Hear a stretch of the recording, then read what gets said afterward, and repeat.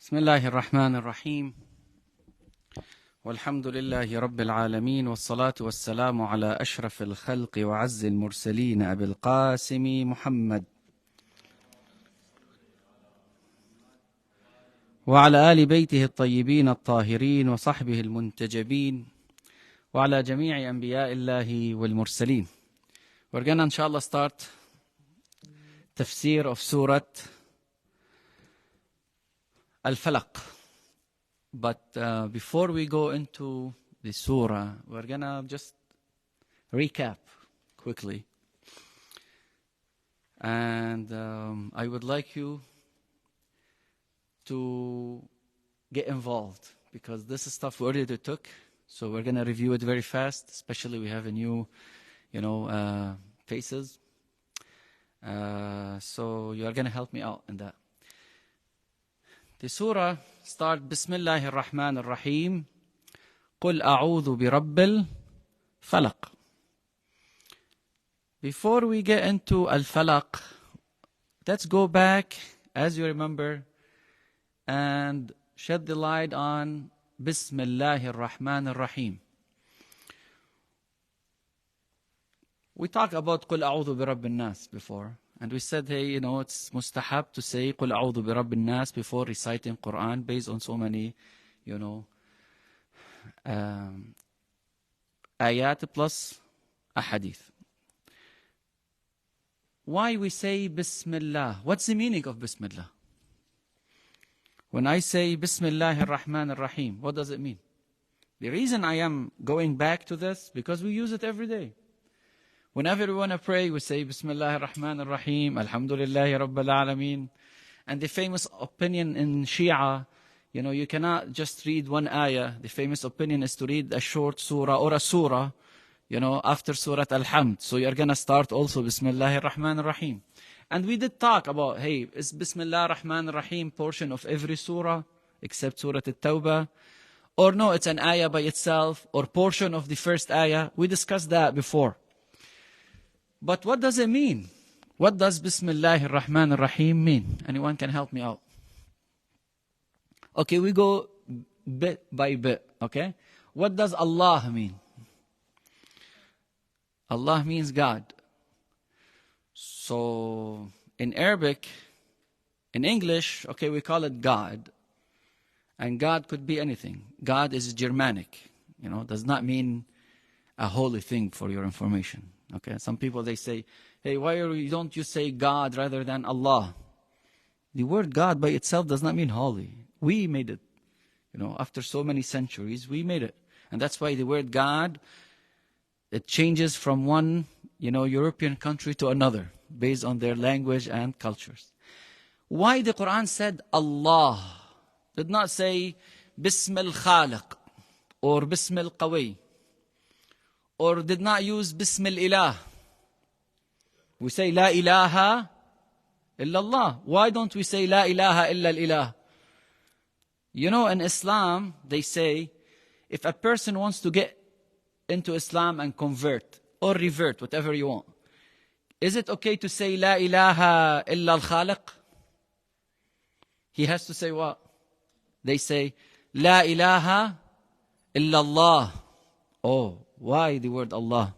What's so special about it? Yeah, this is a recap, okay? Why we said Allah? Why we say Allah? We do not say ilah. La ilaha. What does ilah mean? Any God. Any God. In Arabic we call it ilah. And we said even in Hebrew language they have Eloh, and the plural is Elohim, and just name it. So same root. Okay? Hebrew and Arabic, they are very old languages. So why we don't say La ilaha illa ilah? Why we say Allah? What does Allah mean anyway? Yes? It is a special name. It always means what? The ultimate God. Exactly. None is called Allah except Him subhanahu wa ta'ala. What's the root of that word? I don't want to enter into it because we discussed it before. They had so many meaning. One of them, they say it is from aliha. That means, it is worth it to worship. And that's why we say متأله. شو يعني متأله in Arabic? And he's so much into worshiping God, into God-related things, so much into the orders and, the awamir of Allah subhanahu wa ta'ala. متأله. And from it they had aliha. Some people, they say no. They say it has a special, root. And as I said, I'm not going to talk much about it. But they say, for instance, it is from the word la. And la is something, it is hidden because it's so high and you cannot reach it through your typical tools. Some people, they say, no, this word has no roots. It came as is. The Arab people before Islam used to give it special, meaning. Okay? It's like sometimes we invent names, isn't it? Combination of so many cultures. Wow, nice name, and has no meaning, So they have different opinions. So that's why in Arabic we call Allah Alam al-Dhat al-Muqaddasa. Ism Alam, like Muhammad, Ali, Hassan, we call it Ism Alam, okay? And that's the word Allah is Alam al-Dhat al-Muqaddasa. Any question? So this is Allah. So we say Besmillah right away. That means we are excluding anything else. That means Allah is everything. And before everything. And after. When I say everything, does not mean, I'm saying He is a tree. No. I'm saying that means without Him there is nothing.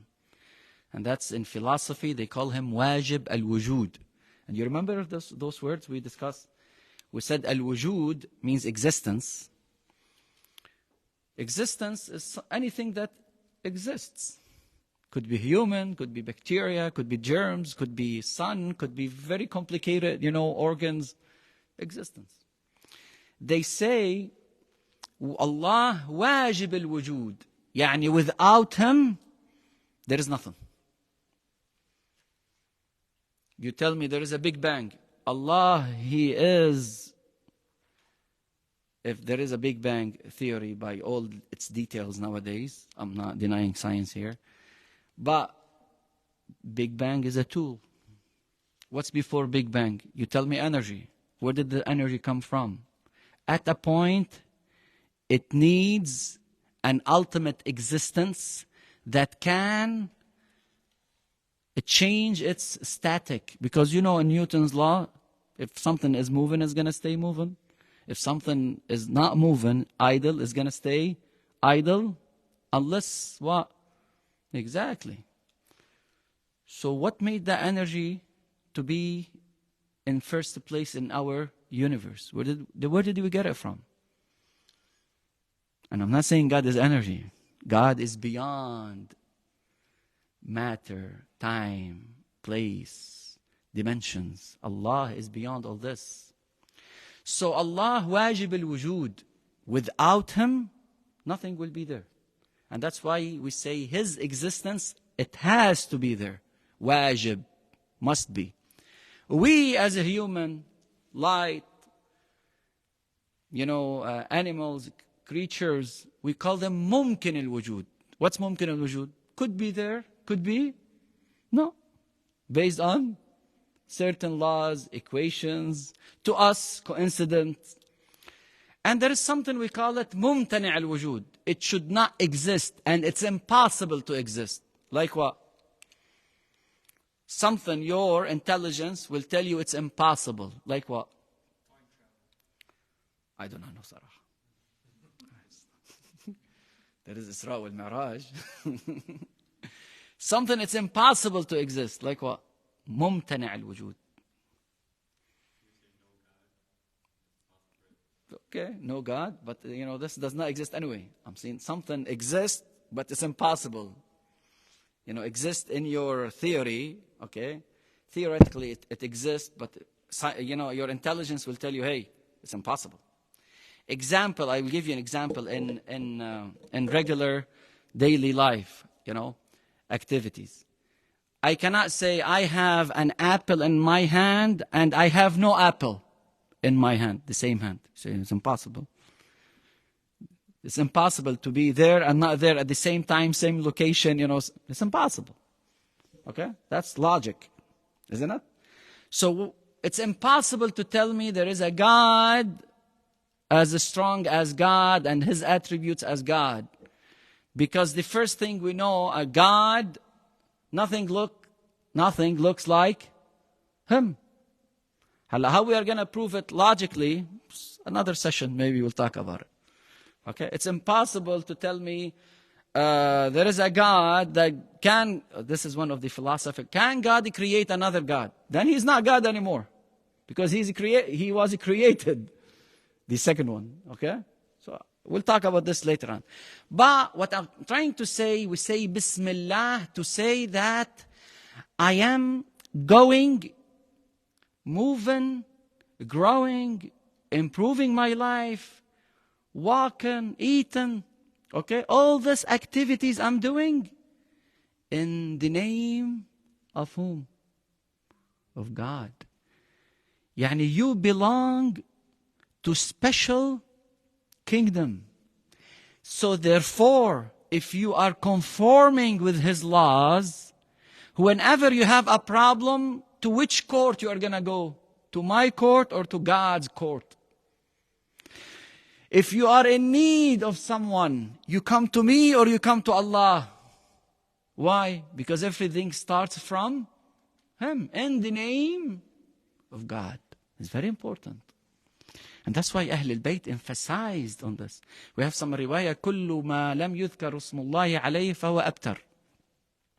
Yani you want to eat, say Bismillah. You want to go to work, say Bismillah. Means it's in the name of God. It's for the sake of his, what?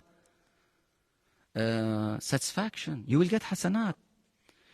Ya Habibi, hatta you want to take a shower, you are dirty. You want to take a shower, you say Bismillah, you will get hasanat. You want to drive your car visiting, a friend, say Bismillah, you will get hasanat. So Bismillah ar-Rahman ar-Rahim is a very important phrase. Once we understand it deeply, it can connect us to Allah. Because also once you say Bismillah, you're not going to do haram. You're not going to say, hey, it's in the name of God. And Islam will tell you, hey, how do you say this? It's not in the name of God. This is haram. 100% known, it's haram. Okay, Bismillah, that means everything goes to Allah. And we picked Allah subhanahu wa ta'ala, emphasized on the word God to distinguish that from any other being. Is that clear? Any question? Now the question is, why we say Ar-Rahman Ar-Rahim? Shufu, Allah is powerful, isn't it? Allah is strong. Why Allah picked two attributes, Ar-Rahman and Ar-Rahim, which has to do with mercy? Why? Because once you say Bismillah, you feel you are weak.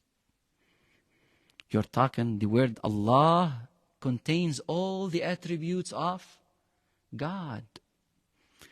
The king, the powerful, the ultimate being, just name it.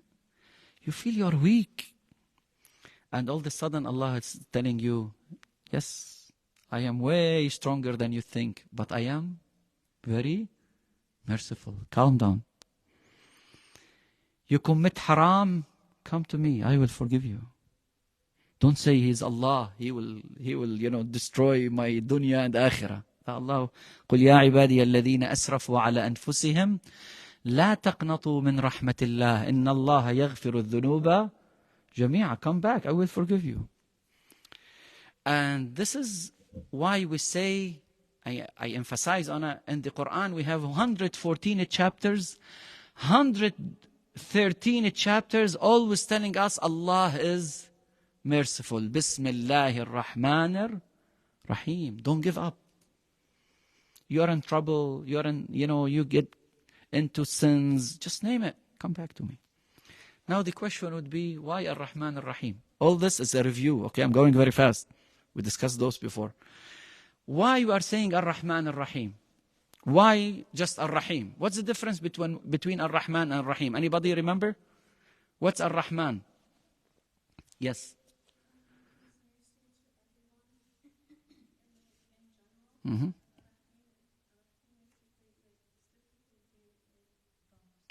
Close, very close. See, Ar-Rahman, the only being we call him Ar-Rahman is whom? Allah. I cannot say, hey, your name is Ar-Rahman. Hey, no. But I can say the father is Raheem. The mother is Rahima. The king is Raheem. The president is Raheem. That means merciful. Ar-Rahman is only attributed to whom? God. That's it. Why? Because it is the vast, wide, complete rahmah that goes to everything, to everyone. Yani whether you are even a kafir, because He is Rahman, He's not going to say, you know what, it's not going to rain on your property, it's going to rain on your, believers' property only. No, I'm Rahman. Rahmati wasi'a. But this rahmah, it's the general rahmah. That rahmah, the general rahmah, we can see it in every aspect of our life, whether we are believers or not believers. And if you want to understand the rahmah of Allah, just go watch how the planets, move in this universe. You say, oh my God, it's worse than Cedar Point, Right. I'm telling you, if you want, I can show you that movie. It's not like this as we used to study at school. Yeah, Earth, okay, no, Mars, no, they don't orbit that way. In a very scary way, okay? Yet, and not to mention galaxies might be hitting each other. Not to mention something from this universe might, get into our Earth. So many things, so many probabilities. Imagine now if we don't have the moon. What would happen to Earth? Just the moon. Forget about others.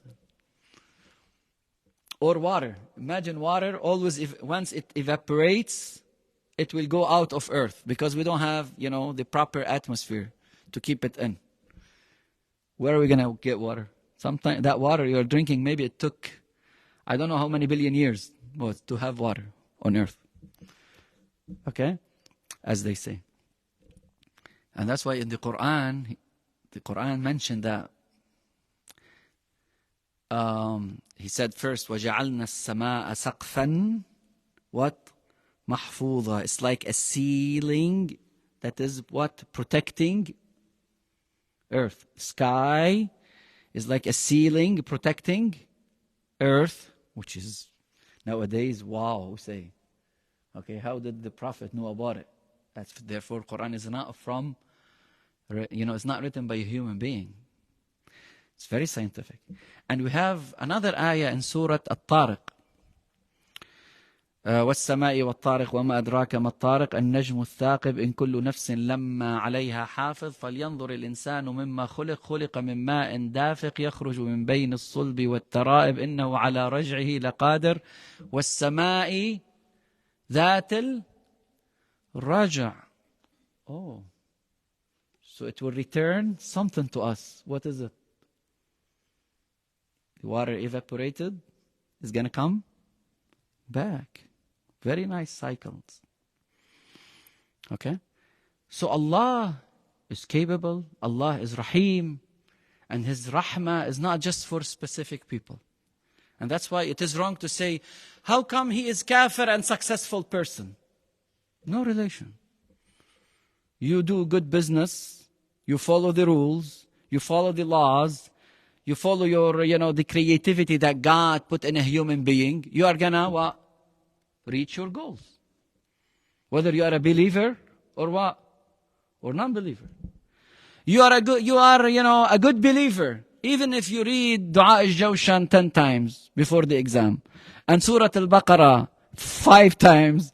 And you do not study for that course. You're not going to be good. You're not going to do any good. You're not going to come, Sheikh, come on, I'm making dua for like 10 days. And I was fasting for 10 days. Yeah, I failed the course. Ya Habibi, go study. وَقُلْ اعْمَلُوا. The Quran is saying, go work. Be assiduous. Hard-working guy. Okay, good. So this is Ar-Rahman. He put laws to help us out. And He has this mercy for us. But there is a special rahmah, as the sister was saying. It is only for believers. So they say Ar-Rahman is very general. But Ar-Rahim is a special mercy for a special group of people. And definitely the closer you are to God, the better that mercy would be. I want to branch off a little bit, okay, to something we always misunderstand it. We ask a person, how come you do not pray? Allah bihdi. Okay? شو يعني Allah bihdi يعني? Once Allah guide me, I will pray. How come you are not praying? Allah ma hadani. It's up to Allah. Wallah, okay, good.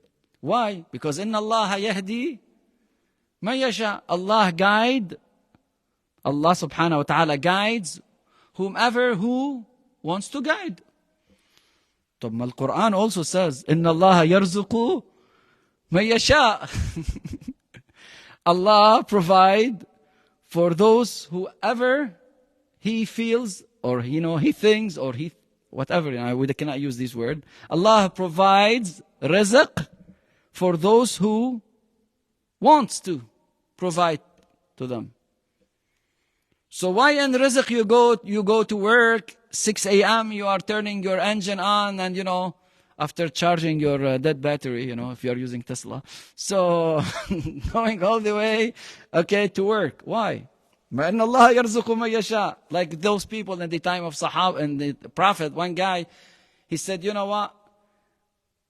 Since the Quran said, hey, if you fear God and you believe in Him, Allah will provide for you. So he just stayed in his tent. Salah, siyam, ruku', sujood, and no work. And who is providing food for him? His brother. It's the time of Imam Ali, I'm sorry.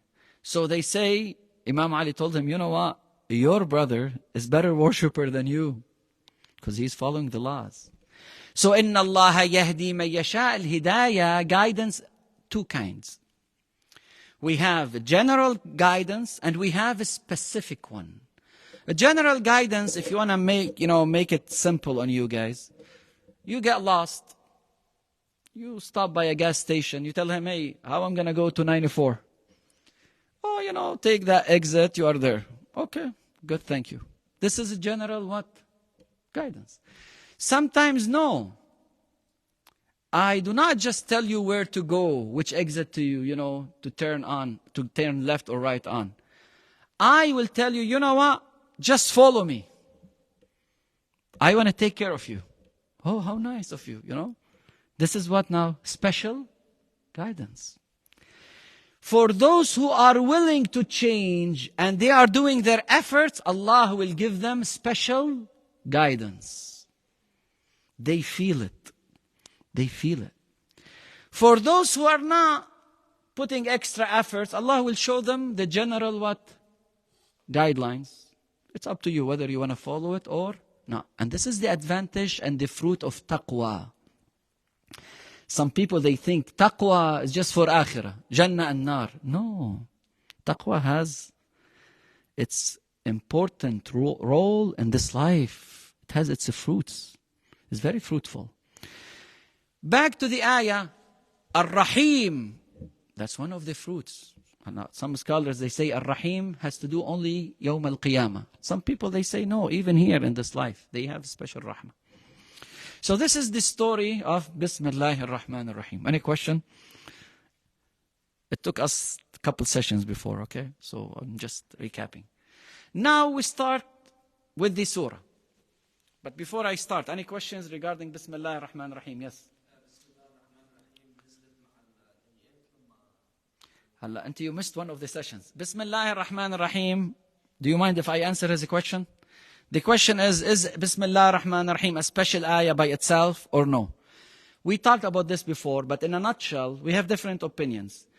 One opinion said it is portion of the first ayah of every Quran. So that's why the first ayah will be Bismillah ar-Rahman ar-Rahim, Alif Lam Mim. Some people, they say, some scholars, they say no. Bismillah ar-Rahman ar-Rahim, it's ayah by itself. It's like, Bismillah ar-Rahman ar-Rahim, ayah number 0, Alif Lam Mim, ayah number 1. What's your proof? Because in Surat Al-Hamd, now if you open the Quran, in Surat Al-Hamd, the first ayah in Surat Al-Hamd, the opening, the first surah in the Quran, the first ayah in the first surah, what does it say? Bismillah ar-Rahman ar-Rahim. Anyone has the Quran? You can check it out. Okay? And this is the famous opinion in among Muslims, Shia and Sunnah. So they say Bismillah ar-Rahman ar-Rahim is an ayah, the first ayah of Surah Al-Hamd. What about other surahs? They have different opinion. Some scholars, especially in other school of thoughts, they say no, it's not an ayah. It's just to separate what? The chapters. You tell them, how come then Surah At-Tawbah does not have Bismillah ar-Rahman ar-Rahim? Surah At-Tawbah is after Surah Al-Anfal. So we have Al-Anfal. We do not say Bismillah ar-Rahman ar-Rahim Bara'a. We don't. Bara'a is the first, the beginning of the first ayah of Surah At-Tawbah. We don't. How come?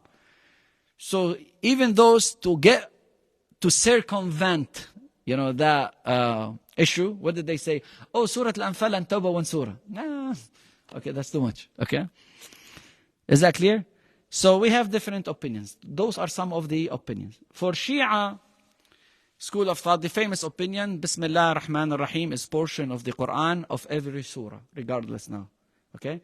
And that's why when you want to pray Salat al-Ayat, you cannot consider Bismillah ar-Rahman ar-Rahim ayah as ihtiyat, because it could be portion of the ayah or for other reasons. And we have some opinions, for instance, you said, I want to read Surah Qul Huwa Allahu Ahad in the Salah. You say, okay, Bismillah ar-Rahman ar-Rahim. Once you say this, I don't want to read Surah Qul Huwa Ahad. I want to change. Some scholars will tell you, hey, you can't. Because this is specific for that surah. You want to pick a surah, pick it before you say Bismillah ar-Rahman ar-Rahim. Okay? Depends on your scholars now. Some scholars, they say no. Okay. So that will tell you, hey, because I consider it portion of that unit. Okay? Every surah has its own starting point. Questions about Bismillah ar-Rahman ar-Rahim? Any question? Yes. Yes. Yeah. So, okay, so why I don't say, but Surah Al-falaq, for instance. Okay, why I call it Surah Al-falaq? I'm not going to call it Surah Bismillah ar-Rahman ar-Rahim, Qul A'udhu bi Rabbil Falaq. Because most of the surahs, 99%, they start Bismillah. They go after it right away. Surah Al-falaq, they say Surah Al-falaq because Qul A'udhu bi Rabbil Falaq. And we discussed this. The names of the surahs are from the Prophet, all of them? We said no. We don't have no proof. And that's why some Sahaba, or even in riwayat of Ahl al-Bayt, read the surah that said, قُلْ أَعُوذُ بِرَبِّ الْفَلَقِ, or Al-Mu'awwidhatan, or just name it. Okay? Or Hamim, As-Sajda, or Hamim Fussilat. Okay? So the names of the surahs, all of them, we don't have, it's from Tabi'een and some other, scholars. Okay? And that's why some surahs, they have different names. Bara'a could be called Al-Fadiha, could be Bara'a, could be Tawbah. Surah Al-Isra, some people, they call it Bani Israel. Surah, just name it. Al-Tawheed could be Al-Ikhlas, could be Surah Qul Huwa Allahu Ahad. In Surah Al-Qadr, some people, they say Surah Inna Anzalnahu Fi Laylat Al-Qadr. Clear?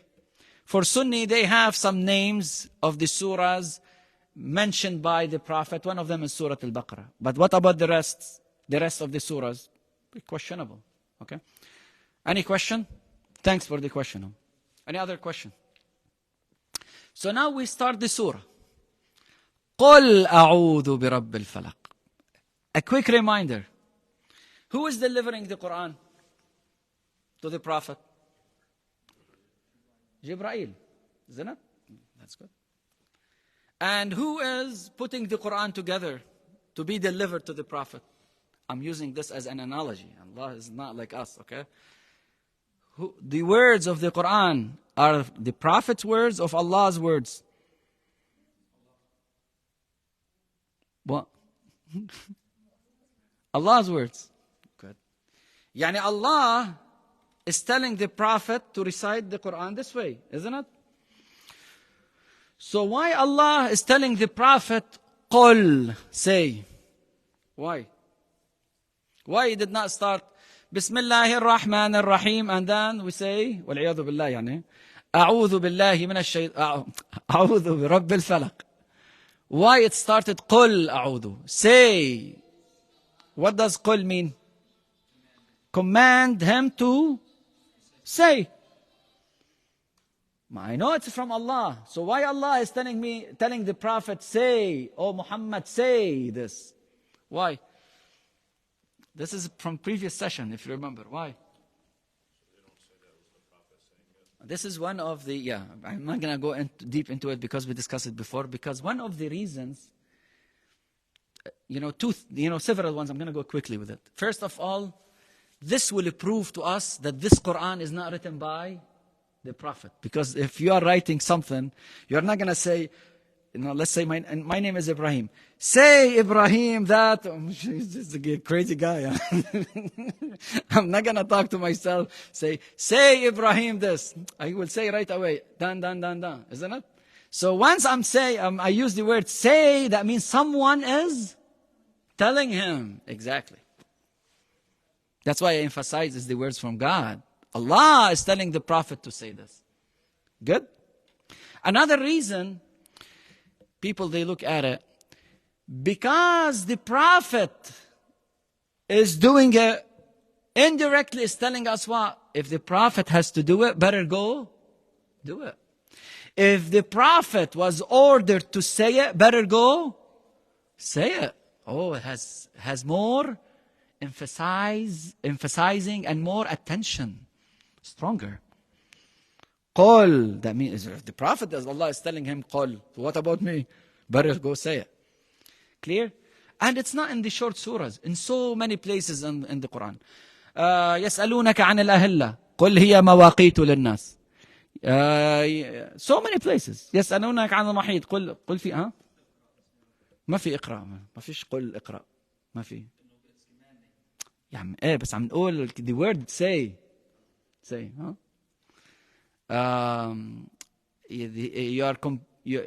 see your comparison. Someone is commanding him. But I'm saying more than commanding him. He's telling him to put the word what? Say. So, Qul is talking that to the Prophet to say this and indirectly talking to us. Okay? Clear? And we talk about the importance of al-mu'awwidhatan, قُلْ أَعُوذُ بِرَبِّ النَّاسِ قُلْ أَعُوذُ بِرَبِّ الْفَلَقِ. Do we have any question about this? And this is very important, brothers and sisters. Because in Fortson, when I used to be younger than you, okay, because I'm very old now, okay, they used to have a book, I don't know if it's still there, it's good to check. They used to teach it to our, friends, colleagues. They used to say, Muhammad sallallahu alayhi wa sallam, he used to have seizures, so he wrote the Quran. يعني هلا إذا person عنده seizure بحط قل يا محمد this.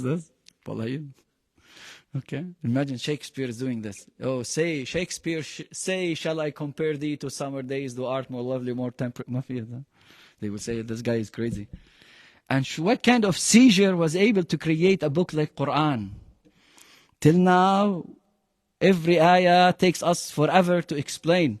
Deep. Always there are new ideas, deep thoughts, scientific, sometimes indicators. I'm not saying Quran is a book of science, but it has deep what? Knowledge. No question about it. And maybe one day we'll talk about it. Okay? Scientific, concepts in the Quran. And amazingly, the Quran has nothing in it against what? Logic. Nothing in the Quran is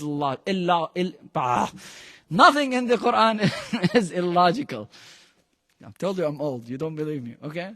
Thank you for proving it. So nothing in the Quran is what? Illogical. Yeah, you might not sound familiar, but it's not illogical. You cannot find contradictions in the Quran. You might find a paradox. There is a big difference between a paradox and a contradiction. What's a paradox? This is not fiqh in English, okay? What's a paradox? P-A-R-A-D. Yes? Paradox, it looks like there is a contradiction, but in reality, it is not. You can correct me, because this is one, if I'm wrong, okay? بالفقه, in fiqh we call it يعني تعارض بدوي.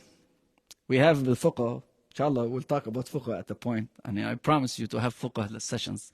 Fiqh, not just halal and haram, the reasoning behind it, like usul. It's very important to study usul. We have تعارض بدوي and we have تعارض مستقر. تعارض بدوي, when you look at it, those two riwayah contradict each other. When you look into details, you say, no, this one it's talking about something else. It looks like there is a contradiction, but in reality, there is no contradiction. Okay? Yes? For example, in English is like something like save money by spending it. It seems like a contradiction. Yeah, save money by spending it. Well, you tell me you are crazy. I will say, yeah, I meant spending it. That means go buy stocks, for instance. Maybe. Okay? So, thank you. Okay? And in the Quran, you might find something like this. But it's not contradiction. So, another thing, if, would be asked, seizure, a person going through that dilemma and the problem, you think he would be able to bring us a book does not contradict with science whatsoever? You know how many superstitious ideas back in Arabic countries? Superstitious. Kharzi zar'a. You know what's kharzi zar'a? Huh? Newborn, right away, what they put? Ain, blue eye, in the time, it's from Judaism. It's not just from Muslims. Way before Muhammad sallallahu alaihi wasallam. Or when there is something wrong, knock on the wood. You don't want to jinx it. Nowadays, everything is plastic, okay? Maybe you have to get... So maybe you have to have glasses out of wood. Maybe So many weird. They believed so much into jinn. Whenever there is a problem, they always, they used to be... So I don't want to enter that topic, but they used to believe in idols. They used to believe in idols. Imagine an idol statue, okay, is a big deal for them. So that's a problem. Islam did not go with this way. We do not see something illogical, something superstitious. Nothing. I'll give you another hint. And maybe inshallah we'll talk about it. هلا نحن عنا hadith from the Prophet, isn't it? Do we have a hadith that contradicts science or in the same book contradict each other? Yeah. In the Quran we don't. Amazing. So if it were to be the words of the Prophet, all the words of the Prophet, we call it hadith. Look, we have issues between Sunnah and Shia, Sunnah and Sunnah, Shia and Shia. In the Quran we don't have it. And it's so amazing, a person was able to deliver at least two different styles of talking. Hadith, you read it, it's different than Quran. Now you give me something for Al-Mutanabbi or Al-Jahid, I can tell, hey, this is for this guy. I can kind of predict it. Now, those who are familiar with literature, they can tell this piece for this, guy or not, for that author or not. There are certain words, styles. Hadith is totally different. And more than that, hadith was memorized by meaning, according to some Sahaba, or to some Sahaba was by meaning. Quran was never saved by meaning, by literal words. يعني هلا نحن في there are some words in our new grammar we say we should not do it this way.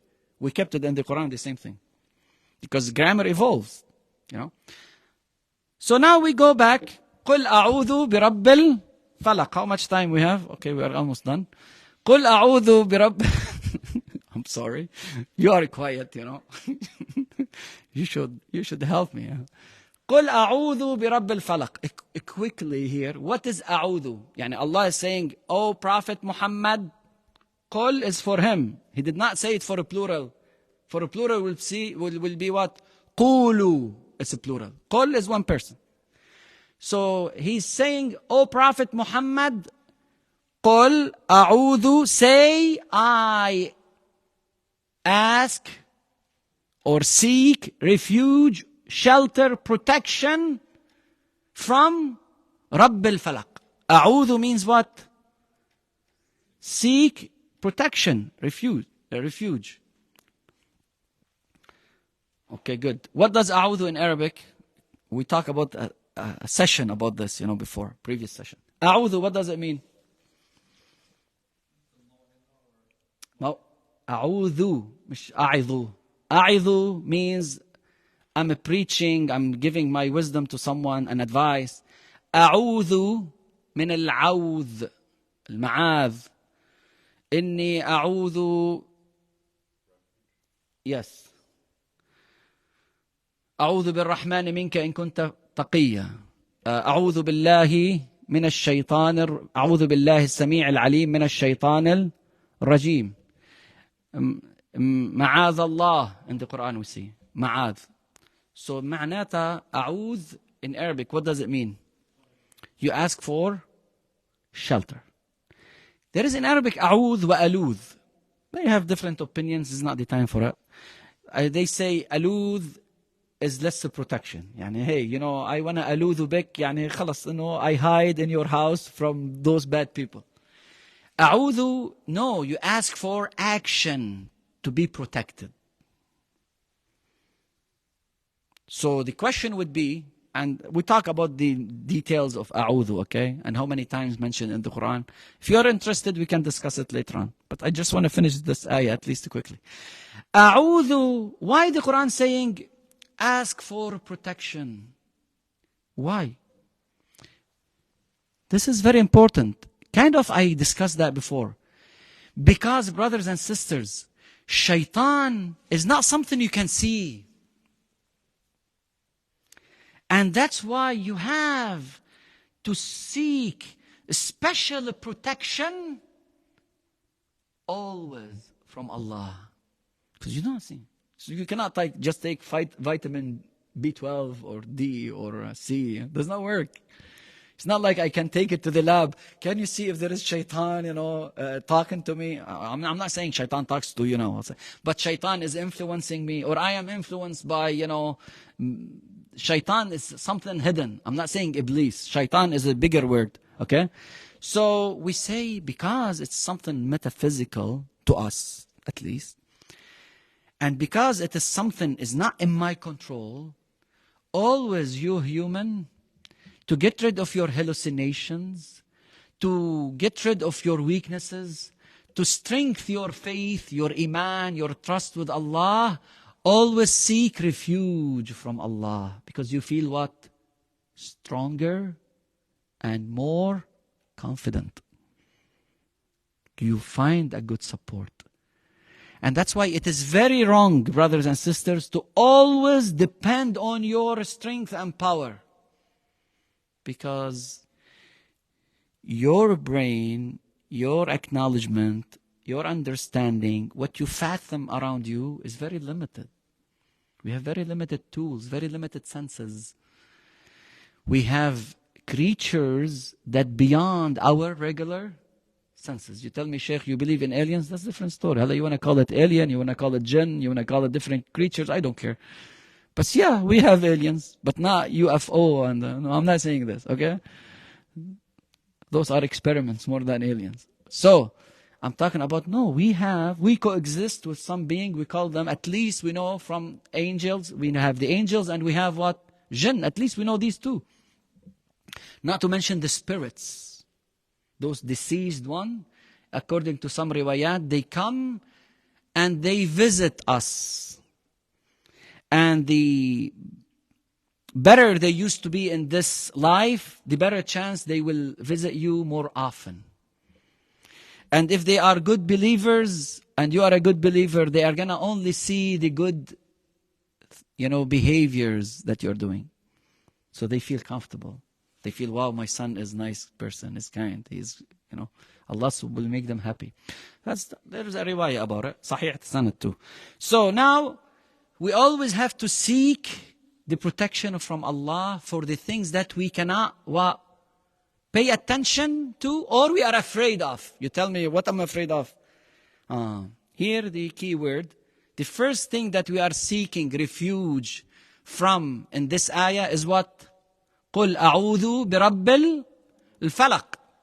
Rabb means the Lord, that He is taking care of things to get better and grow properly. And that's why from Rabb we say tarbiyah.